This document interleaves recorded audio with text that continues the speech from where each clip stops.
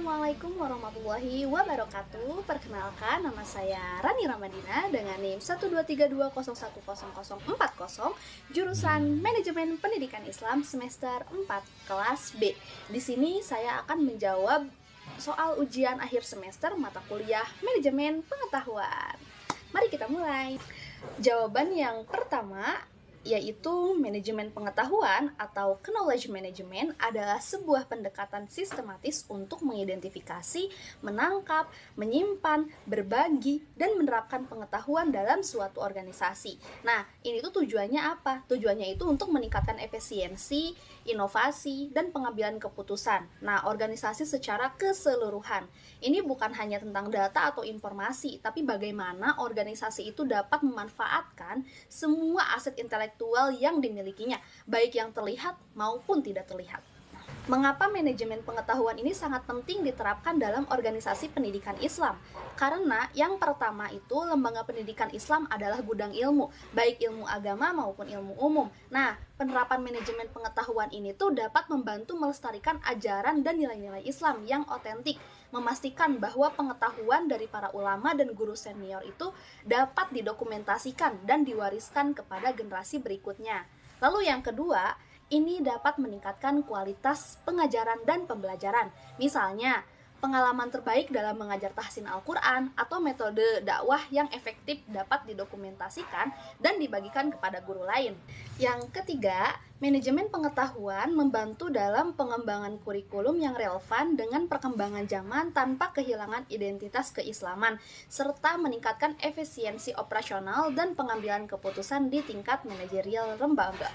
Menurut saya, ada beberapa tantangan signifikan dalam menerapkan manajemen pengetahuan di lembaga keagamaan atau pendidikan Islam.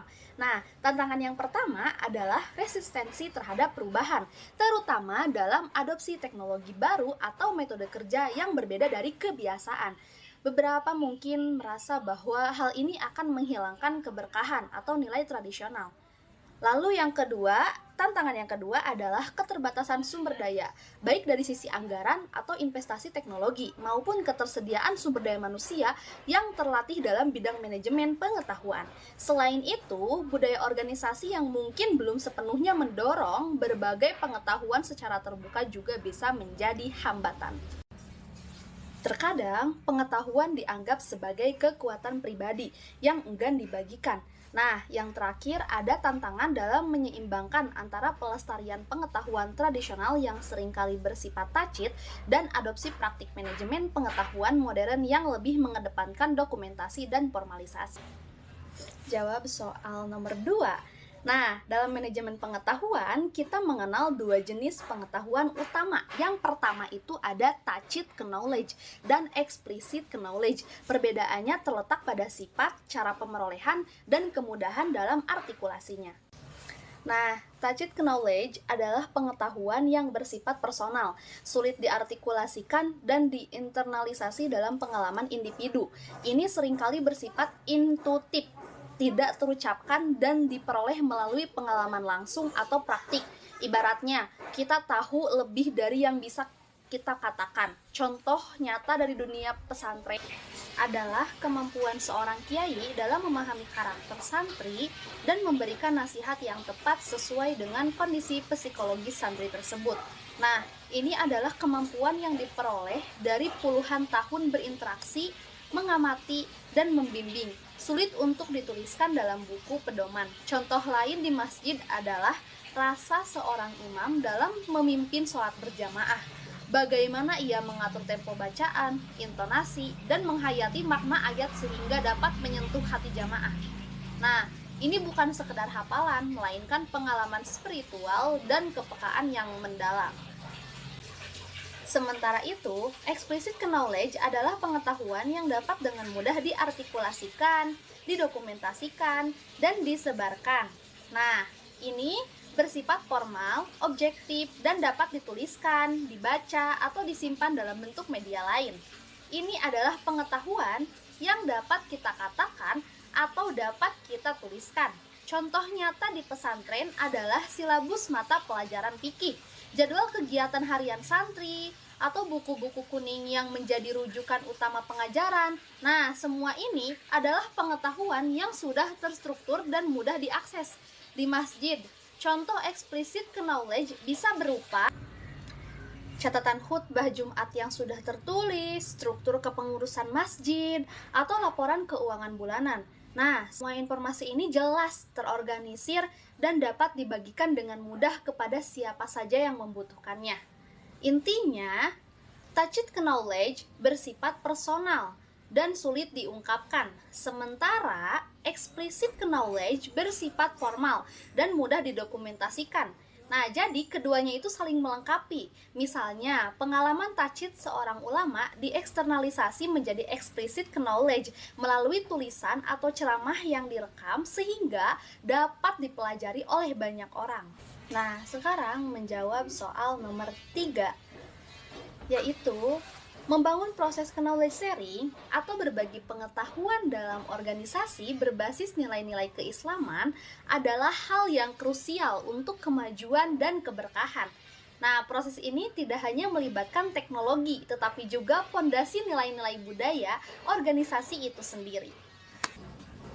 Pertama, mari kita kaitkan dengan akhlak kerja. Dalam Islam, akhlak kerja yang baik mencakup sifat amanah, kejujuran, dan keikhlasan. Seseorang yang memiliki akhlak kerja yang mulia tidak enggan berbagi ilmunya demi kemaslahatan bersama. Nah, jika setiap individu meyakini bahwa berbagi pengetahuan adalah bagian dari ibadah dan bentuk tolong-menolong dalam kebaikan, maka proses knowledge sharing akan terbangun dengan sendirinya.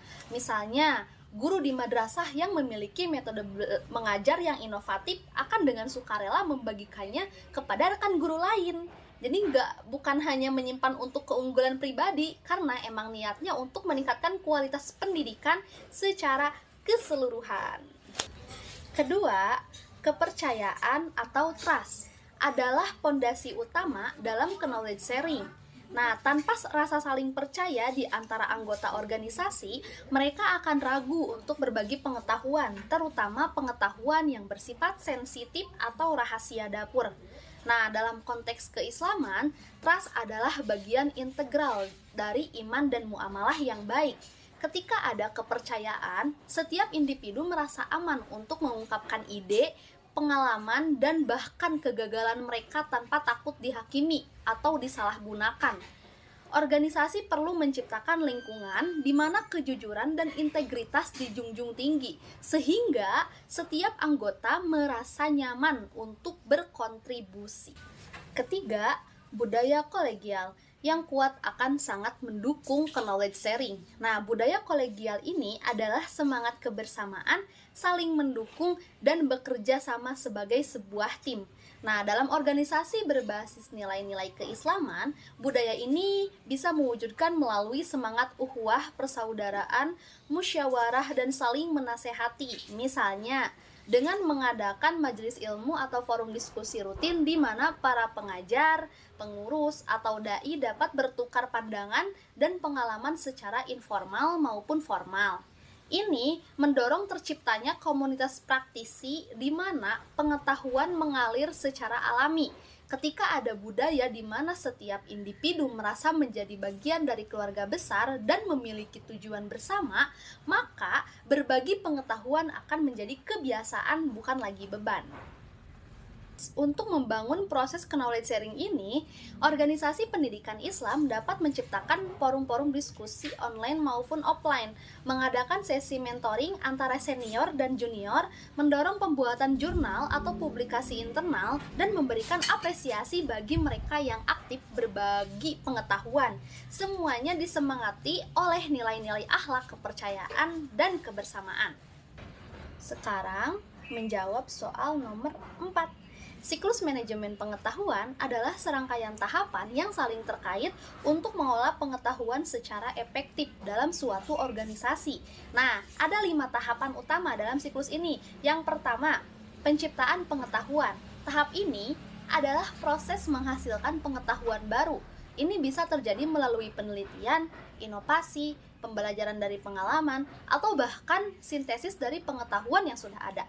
Contoh dalam organisasi yang saya kenal yaitu Universitas Islam Negeri Sunan Gunung Jati Bandung. Para dosen melakukan penelitian ilmiah tentang modelisasi beragama atau pengembangan metode tafsir Al-Quran kontemporer, menghasilkan teori atau gagasan baru. Nah, tahapan yang kedua, penangkapan pengetahuan. Setelah pengetahuan diciptakan, tahap selanjutnya adalah mengidentifikasi dan mendokumentasikannya, baik itu pengetahuan tacit maupun eksplisit.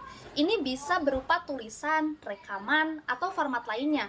Contoh di UIN Bandung, hasil penelitian dosen dipublikasikan dalam jurnal ilmiah. Disertasi mahasiswa didokumentasikan di perpustakaan digital atau rekaman seminar dan kuliah umum disimpan dalam arsip. Tahapan yang ketiga adalah penyimpanan pengetahuan. Nah, pengetahuan yang sudah ditangkap, kemudian diorganisir, dan disimpan agar mudah diakses di kemudian hari. Ini bisa dalam bentuk database, perpustakaan fisik, maupun digital. Contoh di UIN Bandung, perpustakaan universitas memiliki koleksi buku, jurnal, dan skripsi. Ada juga repositori digital untuk menyimpan karya ilmiah dosen dan mahasiswa yang dapat diakses secara online. Lalu tahapan yang keempat, pembagian pengetahuan. Nah, dalam tahap ini adalah proses menyebarkan pengetahuan kepada mereka yang membutuhkan di dalam organisasi. Tujuannya apa? Agar pengetahuan tidak hanya berhenti pada penciptaannya, tetapi dapat dimanfaatkan oleh banyak pihak. Contoh di UIN Bandung, dosen berbagi ilmu di kelas, mengadakan seminar, workshop, atau pemanfaatan platform e-learning untuk membagikan mata kuliah dan sumber belajar lainnya kepada mahasiswa. Lalu tahapan yang terakhir adalah penerapan pengetahuan. Nah, tahap ini adalah puncak di mana pengetahuan yang telah diciptakan, ditangkap, disimpan, dan dibagikan, kemudian digunakan untuk memecahkan masalah, membuat keputusan, atau meningkatkan kinerja organisasi. Contoh, di UIN Bandung lagi. Nah, hasil penelitian tentang metode pembelajaran yang efektif diterapkan oleh dosen dalam proses perkuliahan atau temuan dari pengabdian masyarakat diaplikasikan untuk mengatasi masalah sosial di lingkungan sekitar kampus. Menurut saya, tahapan yang paling krusial dalam siklus manajemen pengetahuan adalah penerapan pengetahuan. Karena apa? Ya karena tanpa penerapan, pengetahuan hanyalah informasi mati yang tidak memberikan nilai tambah. Semua upaya dalam menciptakan, menangkap, menyimpan, dan berbagi pengetahuan akan menjadi sia-sia jika pengetahuan tersebut tidak digunakan untuk menghasilkan tindakan konkret atau perbaikan. Nah, di UIN Bandung misalnya, jika hasil riset tentang pengembangan kurikulum tidak pernah diterapkan dalam penyusunan mata kuliah, atau jika pengetahuan tentang manajemen risiko tidak pernah diaplikasikan dalam pengelolaan aset universitas, maka riset dan pengetahuan tersebut tidak akan memiliki dampak nyata. Penerapan inilah yang menjadi tolak ukur keberhasilan manajemen pengetahuan dan mewujudkan tujuan utama dari ilmu, yaitu menjadi amal yang bermanfaat. Menjawab soal nomor terakhir, nomor 5. Teknologi informasi memegang peran yang sangat fundamental dan tidak tergantikan dalam mendukung sistem manajemen pengetahuan modern. Nah, teknologi informasi ini bertindak sebagai enabler atau fasilitator utama yang mempercepat dan memperluas jangkauan setiap tahapan dalam siklus manajemen pengetahuan. Nah, peran teknologi informasi ini dalam mendukung sistem manajemen pengetahuan antara lain yang pertama adalah penyimpanan dan aksesibilitas. Nah, teknologi informasi memungkinkan penyimpanan data dan informasi dalam jumlah besar melalui database, sistem manajemen dokumentasi, dan platform cloud. Ini membuat pengetahuan mudah diakses dari mana saja dan kapan saja, menghilangkan batasan ruang dan waktu. Lalu yang kedua, kolaborasi dan komunikasi. Alat kolaborasi seperti video conference, forum diskusi online, grup chat, dan platform kerja bersama memfasilitasi pertukaran ide dan pengetahuan antar individu atau tim, bahkan jika mereka berada di lokasi yang berbeda. Lalu yang ketiga ada pencarian dan penemuan. Mesin pencari internal, sistem tagging, dan metadata membantu pengguna menemukan informasi yang relevan dengan cepat dan efisien dari repositori pengetahuan yang luas. Lalu yang keempat, ada analisis pengetahuan. Software analitik dapat membantu mengidentifikasi pola, tren, dan wawasan dari data dan pengetahuan yang terkumpul, mendukung pengambilan keputusan yang lebih baik. Lalu nomor yang terakhir, nomor 5, formalisasi pengetahuan tacit. Nah, teknologi seperti rekaman video, transkrip suara, atau platform e-learning dapat membantu mengonversi sebagian pengetahuan tacit menjadi eksplisit sehingga dapat dibagikan dan dipelajari lebih luas lagi. Nah, untuk refleksi potensi penggunaan teknologi di lembaga berbasis keagamaan, yang pertama ada penyebaran dakwah yang lebih luas melalui media sosial, platform streaming, YouTube, TikTok, Facebook, Instagram, dan lain sebagainya. Pesan-pesan keagamaan dapat menjangkau audiens yang jauh lebih besar dan beragam, bahkan lintas negara. Lalu yang kedua, akses sumber ilmu. Perpustakaan digital kitab kuning, jurnal-jurnal ilmiah keislaman, atau rekaman kajian para ulama dari seluruh dunia dapat diakses dengan mudah, memperkaya khazanah keilmuan umat. Lalu yang ketiga ada pendidikan jarak jauh. Lembaga pendidikan Islam dapat menyelenggarakan kelas online, kursus keagamaan, atau program tahfiz virtual, memungkinkan lebih banyak orang belajar tanpa terikat lokasi fisik. Nah, yang keempat, manajemen organisasi yang efisien, aplikasi manajemen keanggotaan masjid, sistem keuangan yayasan, atau database santri dapat meningkatkan efisiensi operasional dan administrasi lembaga. Namun, ada juga tantangan penggunaan teknologi di lembaga berbasis keagamaan. Yang pertama ada kesenjangan digital. Karena kan gak semua komunitas atau individu itu memiliki akses yang sama terhadap teknologi atau literasi digital yang memadai, sehingga dapat menimbulkan kesenjangan dalam akses pengetahuan. Lalu yang kedua ada biaya investasi dan pemeliharaan. Nah, implementasi dan pemeliharaan sistem teknologi informasi yang canggih memerlukan investasi finansial yang tidak sedikit yang mungkin menjadi kendala bagi lembaga dengan anggaran yang terbatas. Lalu, keamanan data dan informasi. Nah, potensi ancaman siber, peretasan, atau penyalahgunaan data menjadi perhatian serius terutama jika melibatkan data pribadi jemaah atau keuangan lembaga. Lalu ada juga potensi disinformasi dan paham menyimpang. Nah, kemudahan penyebaran informasi melalui teknologi juga berpotensi menyebarkan berita bohong, hoax, atau paham keagamaan yang menyimpang, sehingga diperlukan filterisasi dan verifikasi yang ketat. Lalu, ada juga kehilangan sentuhan personal atau spiritual. Terlalu bergantung kepada teknologi dapat mengurangi interaksi langsung dan kehangatan personal yang seringkali menjadi ciri khas dalam pendidikan dakwah keagamaan.